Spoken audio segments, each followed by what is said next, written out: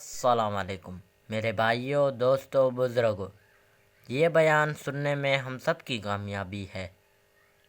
اعوذ باللہ من الشیطان الرجیم، بسم اللہ الرحمن الرحیم۔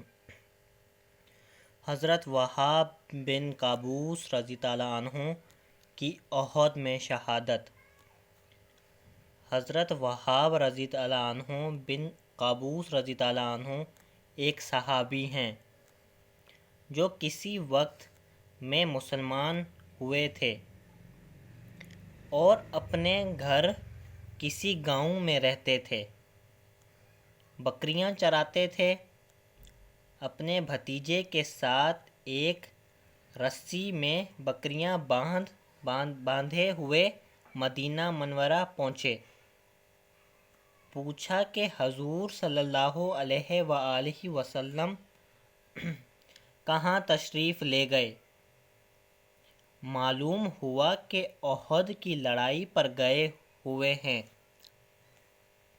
بکریوں کو وہیں چھوڑ کر حضور صلی اللہ علیہ وآلہ وسلم کے پاس پہنچ گئے۔ اتنے میں ایک جماعت کفار کی حملہ کرتی ہوئی آئی۔ حضور صلی اللہ علیہ وآلہ وسلم نے فرمایا، جو ان کو منتصر کر دے وہ جنت میں میرا ساتھی ہے۔ حضرت وہاب رضی اللہ عنہ نے زور سے تلوار چلانا شروع کی اور سب کو ہٹا دیا۔ دوسری مرتبہ پھر یہی صورت پیش آئی۔ تیسری مرتبہ پھر ایسا ہی ہوا۔ حضور صلی اللہ علیہ وآلہ وسلم نے ان کو جنت کی خوشخبری دی۔ اس کا سننا تھا کہ تلوار کے کافر کے جھمٹے میں گھس گئے اور شہید ہوئے۔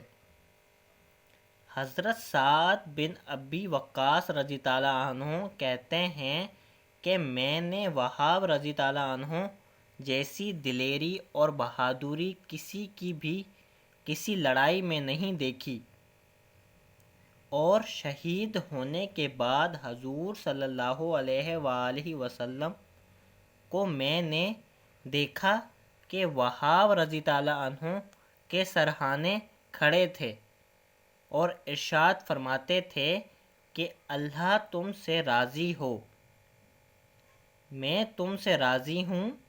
اس کے بعد حضور صلی اللہ علیہ وآلہ وسلم نے خود اپنے دست مبارک سے دفن فرمایا۔ باوجود یہ کہ اس لڑائی میں حضور اقدس صلی اللہ علیہ وآلہ وسلم خود بھی زخمی تھے۔ حضرت عمر رضی اللہ عنہ فرماتے تھے کہ مجھے کسی کے عمل پر بھی اتنا رشک نہیں آیا جتنا وہاب رضی اللہ عنہ کے اعمال پر آیا۔ میرا دل چاہتا ہے کہ اللہ کے یہاں ان جیسا اعمال نامہ لے کر پہنچوں۔ فائدہ: ان پر رشک اس خاص کارنامے کی وجہ سے ہے کہ جان کو جان نہیں سمجھا، ورنہ خود حضرت عمر رضی اللہ عنہ اور دوسرے حضرات کے دوسرے کارنامے اس سے کہیں بڑے ہوئے ہیں۔ سبحان اللہ۔